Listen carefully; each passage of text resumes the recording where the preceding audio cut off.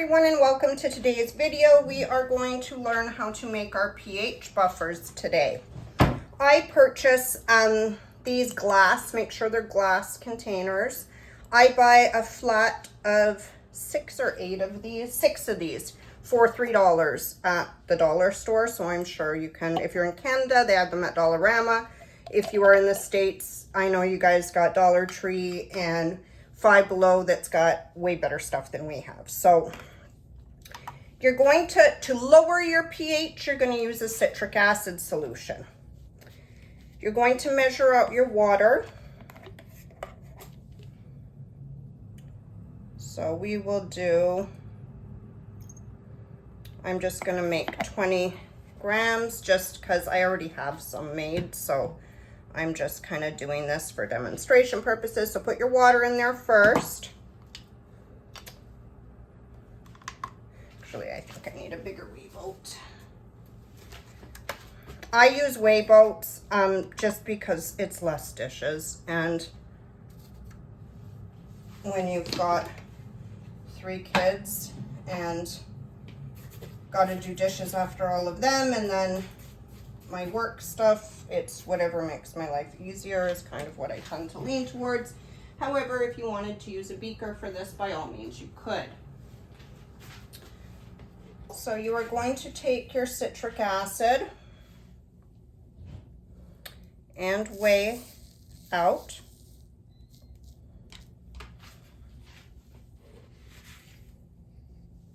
$20 grams.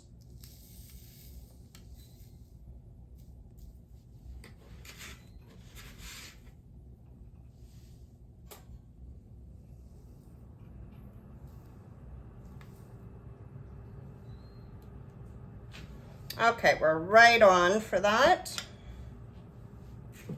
And if you're a little bit low or a little bit above, it's not the end of the world. I mean, you don't need to throw out your entire solution. You'll just either use more or less of it.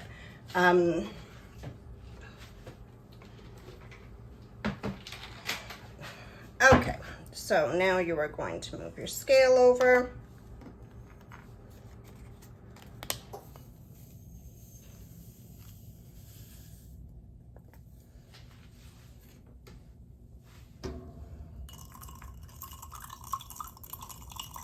Now this will take some time to completely dissolve, but it will.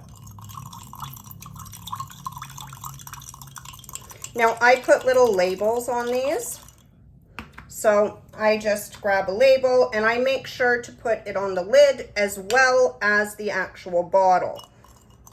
Especially if you are making a sodium hydroxide version of it as well, which I'm going to go over both. I rarely use sodium hydroxide to increase my pH because I can purchase this and it is ready-made. It's easy to use. I just prefer it. However, you can also make a sodium hydroxide solution. If you are a soaper and are getting into making other products and you've already got lye, by all means, I would use it. If you aren't, I would suggest using this, okay?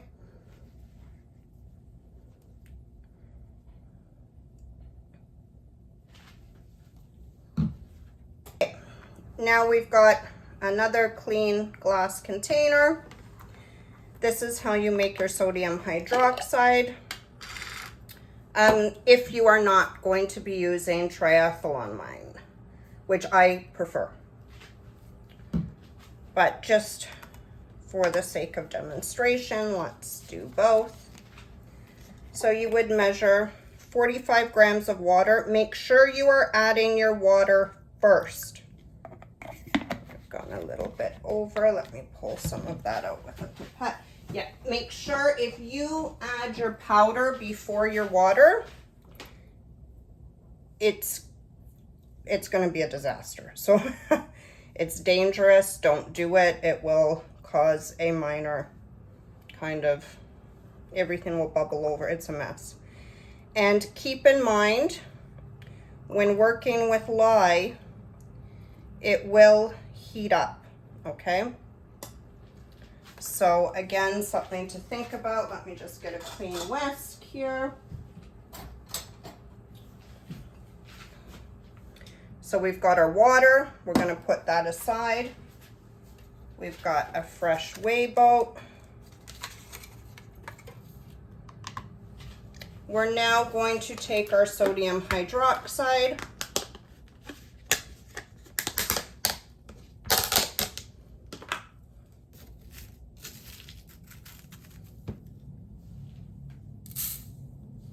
And measure out 5 grams of sodium hydroxide, okay?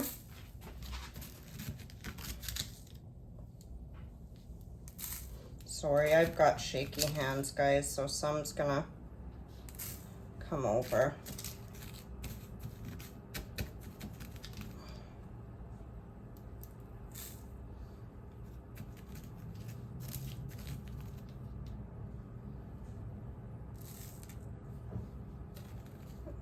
Okay, so we are almost there. Okay, so there's 5 grams exactly.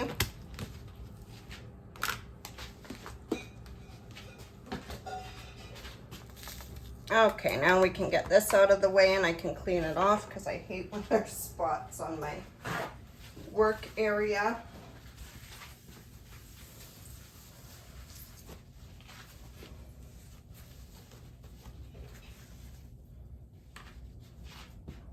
Okay, just a warning, this is going to heat up. It will get very hot to touch. So do not grab it like this when you're finished because it gets really warm, okay?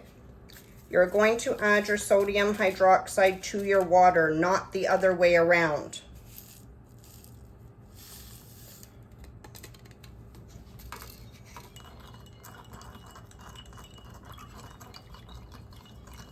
And you are going to stir until it's completely dissolved.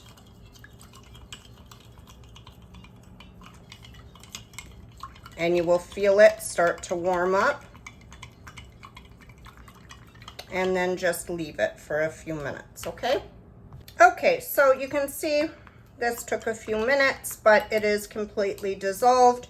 You would then label your sodium hydroxide solution on both the bottom and the top. You never know, caps can get mixed up. And you don't want to add the citric acid solution by accident to something that you really wanted to raise the pH on. Now, we are going to show you how to use them. I'm going to use strips for the demonstration purpose of this video, only because I know most of you are starting with strips, so me using a pH meter is not going to help significantly.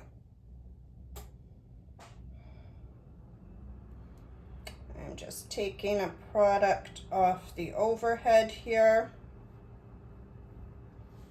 Okay, so we've got, this is an under eye gel mask.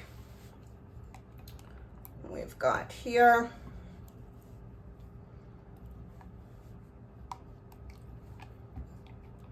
It's a really nice texture, this one. Okay. So if you are buying strips, this brand is by far the best brand to purchase. I've tried many brands and this is the one that's worked the best for me. So you always check the pH of the finished solution. So once you have added all the ingredients, it's done processing, that's when you go and you check your pH. So here, we've got a pH of 5, which is pretty good. Again, this raises in whole numbers, so we'll just add a tiny bit of our pH adjuster, since again, I'm using the sodium hydroxide since it's measuring at 5. And you really only need a few drops. You would stir it.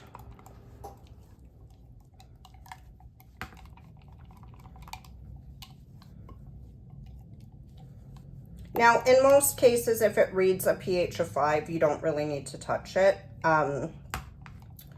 because it's somewhere between 5 and 6. And generally, we want our products, depending on the product, but generally we want them a pH of between 5 to 5.5. And then you would just go back in,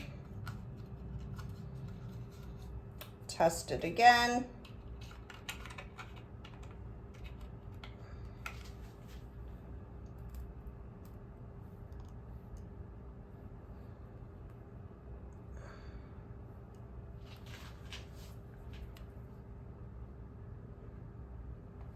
And now that's a little bit clearer of a 5. And you would be finished.